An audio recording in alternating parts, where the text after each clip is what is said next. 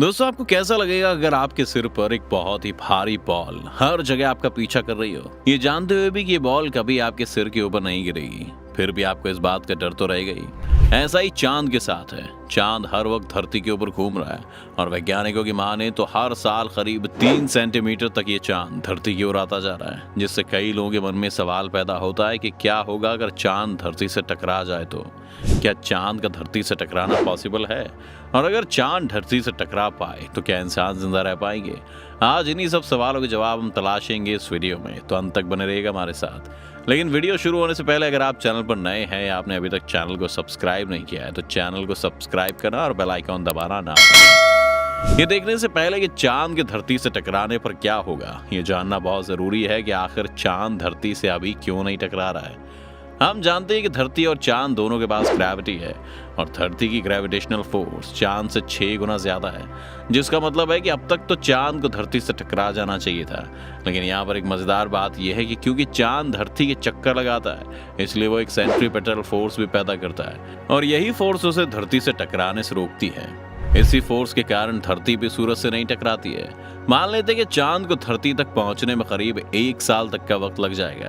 पहले महीने से हम धरती पर कुछ बड़े चेंजेस नोटिस करना शुरू कर देंगे। आपने शायद स्कूल में पढ़ा ही होगा कि समुद्र में जो लहरें उठती हैं वो चांद की ग्रेविटी के कारण उठती हैं। अगर चांद हमारे नजदीक आता रहेगा तो ये लहरें बड़ी हो जाएंगी। चलिए अब देखते हैं कि चांद की टकराने पर क्या होगा। पहले महीने के अंत तक ये लहरें 4 मीटर तक ऊंची हो जाएंगी, जिस वजह से समुद्र के आसपास रह रहे लोगों को बाढ़ का सामना करना पड़ेगा और हो सकता है कि उन्हें अपने घर भी खाली करने पड़े।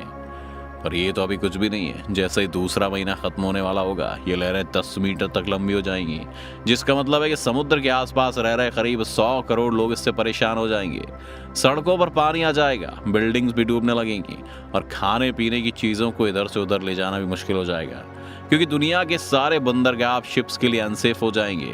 और क्योंकि दुनिया का ज्यादातर व्यापार सी रूट से होता है, इसलिए बहुत सी चीजों की कमियां मार्केट में दिखने लगेंगी। शायद आपको मालूम हो कि इंटरनेट ज्यादातर समुद्र के नीचे बिछाई गई केबल्स पर डिपेंड करता है। दुनिया का 95% इंटरनेट डेटा इसी तरह एक दूसरे से फ्लो करता है। लेकिन अगर चांद धरती के नजदीक आ रहा होगा तो ये सारा इंफ्रास्ट्रक्चर बर्बाद हो सकता है, क्योंकि ना सिर्फ समुद्र के नीचे बिछी तारों को नुकसान होगा, बल्कि जमीन पर मौजूद उनके ट्रांसमीटर्स भी बर्बाद हो जाएंगे। तीसरा महीना आते ही धरती पर कई सारे फ्यूल्स की कमी हो जाएगी, क्योंकि अब समुद्र से कच्चा तेल नहीं निकाला जा रहा है। इसके अलावा 3 महीने में चांद धरती के इतना करीब पहुंच जाएगा कि हमारा कम्युनिकेशन और नेविगेशन सैटेलाइट्स पर भी इसका असर पड़ना शुरू हो जाएगा और ये सैटेलाइट्स चांद और धरती की ग्रेविटी के बीच की फाइट में अपनी ऑर्बिट खो देंगी और ये कंट्रोल से बाहर हो जाएंगी।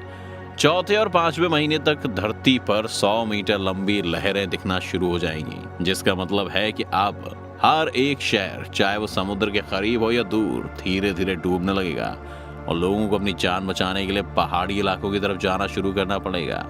लेकिन ये सॉल्यूशन भी ज्यादा दिन तक नहीं चलने वाला, क्योंकि 6 महीने में चांद धरती के इतने करीब आ जाएगा कि अब वो सिर्फ समुद्र के पानी को अपनी तरफ खींच नहीं रहा है, बल्कि धरती भी धीरे धीरे चांद को खींच रही है। इस तरह के पुल अप से धरती की शेप बदलने लगेगी और इसके कारण टेक्टोनिक प्लेट्स पर भी प्रेशर पड़ेगा, जिससे धरती पर भूकंपों का आना बहुत ही कॉमन हो जाएगा।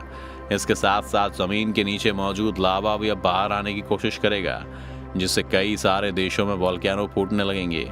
6 महीने पर चांद धरती के उतना करीब होगा जितने कि हमारे सैटेलाइट्स हैं, इसलिए अब चांद धरती के अराउंड अब 27 दिन में एक बार नहीं बल्कि हर दिन घूमेगा। इसका मतलब है कि हम चांद के सभी फेजेस को एक ही दिन में देख पाएंगे। इसका एक मतलब ये भी है कि चांद अब इतना बड़ा हो जाएगा कि वो बार बार सूरज की रोशनी को ब्लॉक करने लगेगा, यानी प्लैनेट पर सूर्य ग्रहण भी आम हो जाएगा। 8वां महीना आते ही चांद धरती पर इस तरह से इम्पैक्ट डाल रहा होगा कि वोल्केनो से निकलने वाला लावा हवाई जहाज के उड़ने के डिस्टेंस से भी ज्यादा ऊपर तक उछलने लगेगा।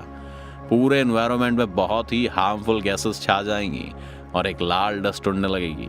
इसके बारे में बार बार लगते सूर्य ग्रहण से ये भी मुमकिन है कि धरती का टेम्परेचर ठंडा हो जाए और यहाँ पर लोग ठंड से जमने लगे। इसके अलावा एसिड रेन की पॉसिबिलिटी भी बहुत ज़्यादा है, जो कि धरती पर मौजूद लगभग सभी प्लांट्स को ख़त्म कर सकती है। इस वक्त तक अगर कोई इंसान बचा होगा तो वो किसी बंकर में होगा, क्योंकि बाहर का मौसम बिल्कुल भी अब रहने लायक नहीं है।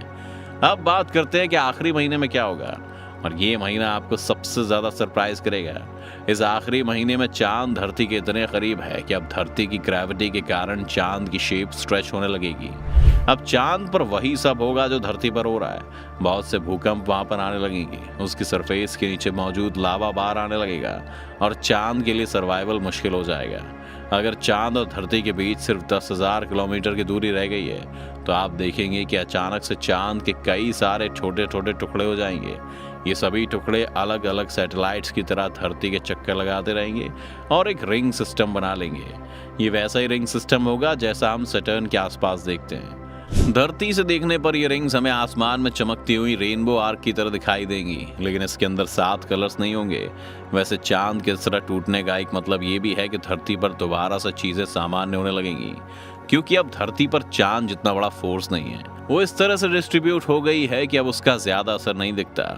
पर अब बस ये फायदा है कि ये रिंग्स अब आसमान में चांद से ज्यादा चमकेंगी और रात को भी चांद के मुकाबले ज्यादा लाइट देंगी। इसके अलावा अभी भी ये सूरज को ब्लॉक करने का काम कर सकती हैं और कई देशों के लिए सूर्य ग्रहण से छुटकारा पाना मुश्किल है।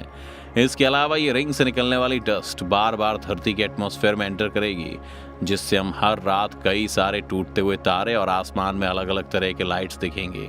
यानी अगर हमने इस साल सरवाइव कर लिया तो धरती कम से कम देखने में तो जन्नत हो ही जाएगी, लेकिन अभी भी यहाँ पर जो डैमेज हुआ है उसकी भरपाई करना मुश्किल है। इस एक साल की वजह से धरती पर ज्यादातर प्लांट्स नष्ट हो गए होंगे, यानी ऑक्सीजन की कमी होगी। इसके अलावा अलग अलग वोल्केनोज के फटने के कारण हवा में सल्फर डाइऑक्साइड और कार्बन मोनोऑक्साइड जैसी गैसेस का अनुपात बढ़ गया होगा। धरती पर मौजूद लगभग हर एक बिल्डिंग तबाह हो गई होगी और अगर कोई इंसान जिंदा बचा भी होगा तो उसके पास खाने के लिए कुछ नहीं बचेगा। वो इस रिंग से घिरे प्लैनेट पर शायद भूखे पेट आसमान में पैदा हो रहे अद्भुत नज़ारे को देखता हुए अपनी जान देगा। क्या आपने कभी सोचा था कि चांद का धरती के करीब आना धरती को इस तरह बदल देगा?